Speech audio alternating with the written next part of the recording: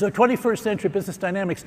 So one of the things that's really dramatically changed the world, and it started happening in the 1990s, but it really came into full bore in this century, is the whole outsourcing of the economy, which has completely disaggregated the economy, and it's impacted everybody. It obviously impacts the mega corporations dramatically, but it impacts every other corporation too, because what happens with outsourcing is as the outsourcing work goes someplace else, and they start, initially it's a wage arbitrage, but then eventually the standard of living starts getting better, as we've seen it do in Japan, we've seen it do in China, we've seen it do it now in Korea, we're seeing it now in Vietnam.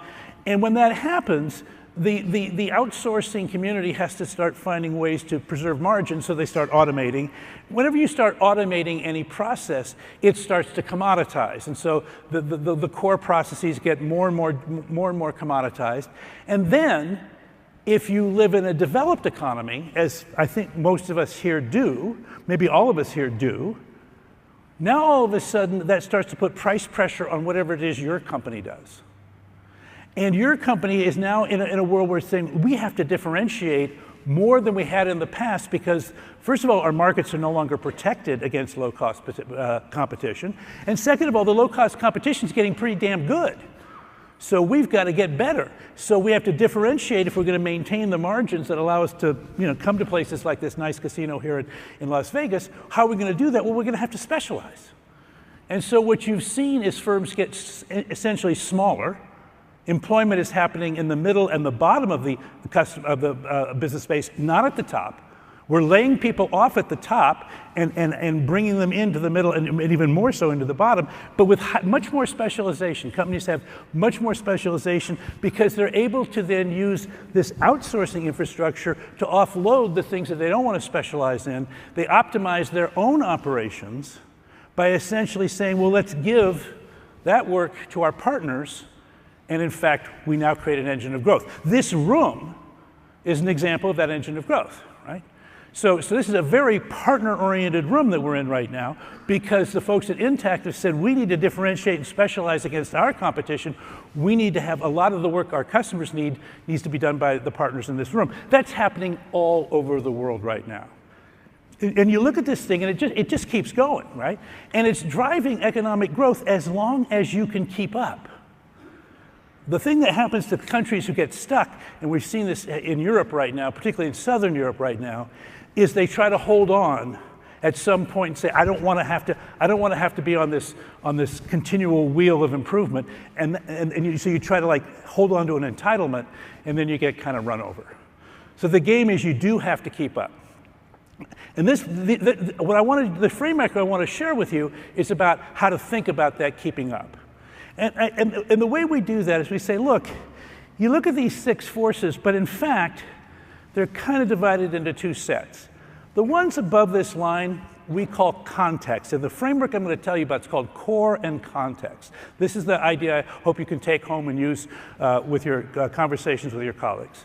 So if you look at what's above the line, optimizing, the context is things that you have to do.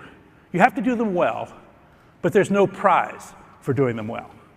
However, there's a penalty for doing them badly. Okay? So context is, you don't get a prize for doing it brilliantly, but you get a penalty for doing it badly. So it's frankly, welcome to the world of finance, right? Or IT, by the way, for those of you in IT, right?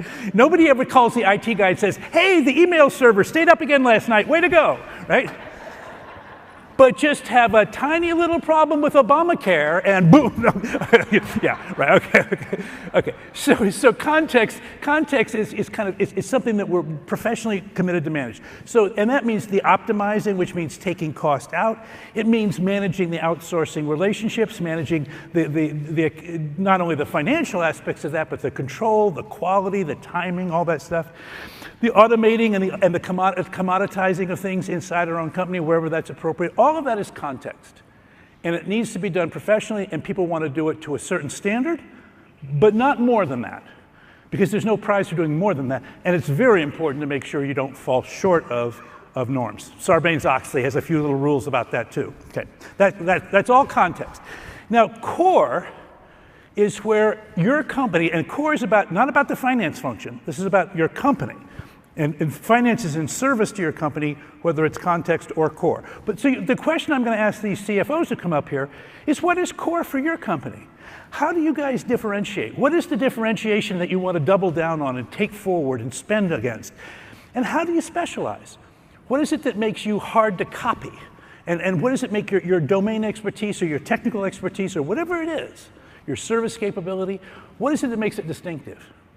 And when you're thinking now about any shared service function, whether it's IT, human resources, finance, marketing, any shared service function, you have roles on both sides of this line, but the place where you can most interestingly move the needle is in core.